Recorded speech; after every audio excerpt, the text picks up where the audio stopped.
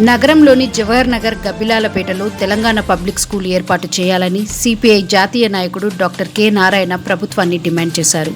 శుక్రవారం ప్రభుత్వ పాఠశాల సాధన కమిటీ ఆధ్వర్యంలో నిర్వహించిన పబ్లిక్ హియరింగ్ కార్యక్రమంలో ఆయన ముఖ్య అతిథిగా పాల్గొన్నారు.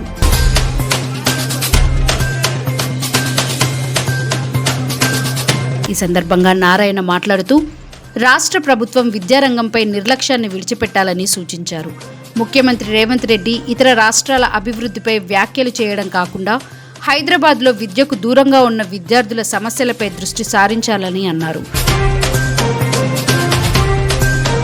కార్పొరేట్ పాఠశాలల ప్రారంభాలకు హాజరవుతున్న ప్రభుత్వం గబ్బిలాలపేటలో ప్రభుత్వ పాఠశాల నిర్మాణానికి ఎప్పుడు శ్రీకారం చుడుతుందో స్పష్టం చేయాలని డిమాండ్ చేశారు. తెలంగాణ పబ్లిక్ స్కూల్ ఏర్పాటు చేయకపోతే ముఖ్యమంత్రి నివాసానికి పాదయాత్ర నిర్వహిస్తామని హెచ్చరించారు. అలాగే జవహర్ నగర్ డంపింగ్ యార్డు వల్ల ప్రజలు తీవ్ర ఇబ్బందులు పడుతున్నారని దాన్ని వెంటనే తరలించాలని కోరారు. సమస్యను పట్టించుకోకపోతే ప్రతి వ్యక్తి చెత్తతో మున్సిపల్ కార్యాలయానికి వెళ్లి నిరసన తెలియజేస్తామని చెప్పారు.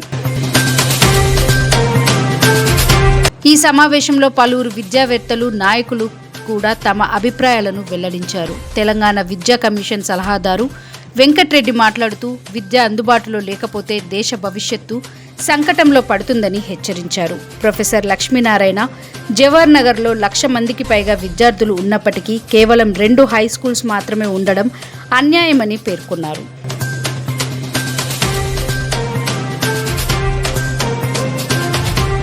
మాజీ ఎమ్మెల్సీ నర్సిరెడ్డి మాట్లాడుతూ పాఠశాలలు అందుబాటులో లేకపోవడంతో పిల్లలు బాల కార్మికులుగా మారుతున్నారని ఆందోళన వ్యక్తం చేశారు.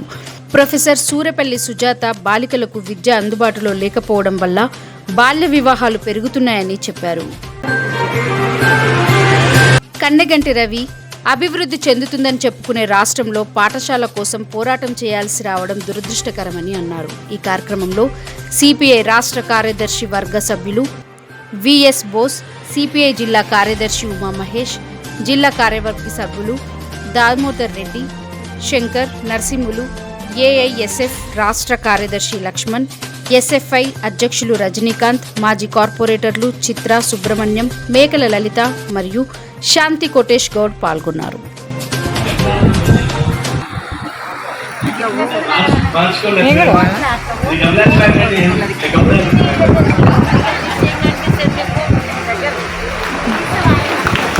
అర్జెంటుగా సినిమా చేసి ఈ గబ్బిలాల పేరు బదులు మార్చి ఇంకో పేరు పెట్టుకోండి. హలో. రెండవది, ఇది పోరాటంతో వచ్చిన గద్దది. ఊరికే సౌకర్యం చూసి ఇంట్లో బాగున్నాయి కానీ ఇట్లా ఇంట్లో లేవు మేము వచ్చినప్పుడు. ఇప్పుడు పార్లమెంట్ చనిపోయాడు ఒక 17 అసలు జిల్లా సెక్రటరీ ఉన్నాడు. పార్లమెంట్ పాటు నేను అప్పుడు రాష్ట్ర కార్యదర్శి. ఇక్కడ ఇండ్లు వేసినప్పుడు అది జీవనమైన పోరాటం. ఇల్లు రెవెన్యూ వెకేట్ చేయడం, మళ్ళీ దాంట్లో వేయడం, కొట్టాడడం, రాత్రి మౌళ్ళు కాపలా కాసిన గతంలో ఉన్నాయి. ఇక్కడ అందులో పోరాటం చేసేవాళ్ళు ఇక్కడ ఉన్నారు. ఇక్కడ అట్లా పోరాటంలో వచ్చినటువంటి కాలం ఇది. కాబట్టి ఈ పోరాటం తప్పదు. స్కూల్ కూడా పోరాటం చేస్తుంది. ఇప్పుడు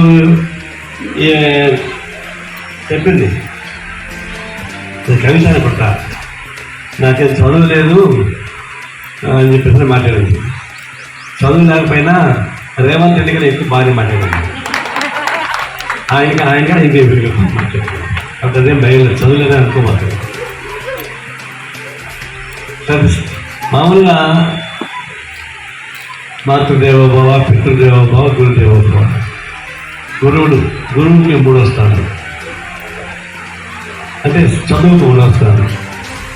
తల్లిదండ్రుల తర్వాతే కదా. అలా చదువు ప్రాముఖ్యత. చదువు లేని వాడు పెద్ద పశువు అని ఎప్పుడు చెప్పేసి. చదువులేని అభివృద్ధి. 10% అక్షరాస్యత ఉన్నటువంటి రాష్ట్రం ఏదైనా ఉంటే అది కేరళ రాష్ట్రం.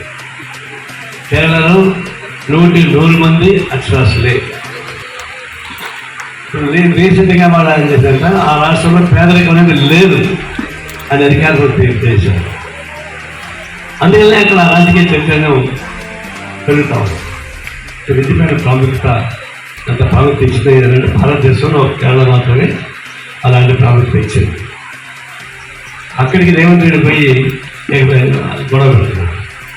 ఇక్కడేమో స్కూల్ పెట్టాడు, 10% స్కూల్ కేరళ ఆయన కేకలు వేస్తాడు, కుప్పికలు చేస్తున్నాడు. ఎందుకంటే నీ సంగతికి గొడవయా, ముందు ఈ జవహర్ నగర్ చూసుకో, ఆ స్కూల్ పెట్టబట్టి అడుగుతుంది.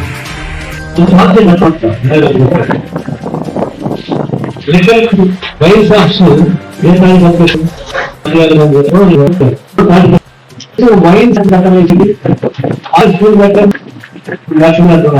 కనీసం ఒక 5-6 గ్రామ పంచాయతీలు ఉంటాయి, ప్రతి గ్రామ పంచాయతీ ఇల్లు ఉంటాయి. మన అట్లా స్కూల్స్ ఉండాలి.